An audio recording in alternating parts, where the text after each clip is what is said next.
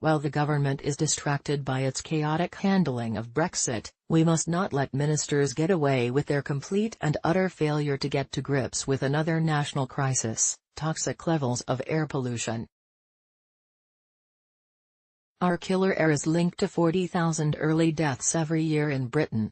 It's stunting the growth of children's lungs. It's leading to diseases like asthma, cancers, dementia, and, new research from King's College has found, is correlated with psychosis in young people. Just this week, air pollution campaigners united in attacking the government for its lack of action. Greenpeace declared that the pitiful funding allocated to help local councils improve air quality is about as effective as chucking your small change into a wishing well in the hope a solution will appear. I couldn't have put it better myself. The truth is that councils across the country remain severely under-resourced, unable to introduce clean air zones that could come close to replicating London's ultra-low emissions zone, ULEZ, which starts on Monday. This is an outrage given how effective London's ULEZ is set to be.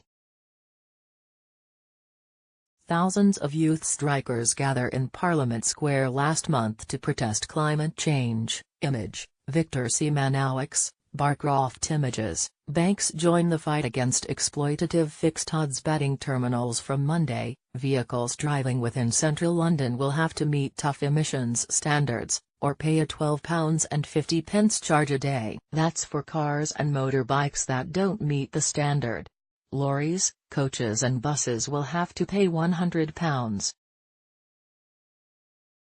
This is expected to reduce toxic air pollution in the city by 45% in just 2 years and forms a key part of Sadiq's wider package of air quality measures, the toughest of any major city in the world. Shockingly, the Tories in London are opposing the action Sadiq is taking to tackle air pollution in the capital. This includes the Tory mayoral candidate, Sean Bailey, who opposed the introduction of the ULEZ this year and has pledged to cancel its expansion to the north and south circular roads in 2021.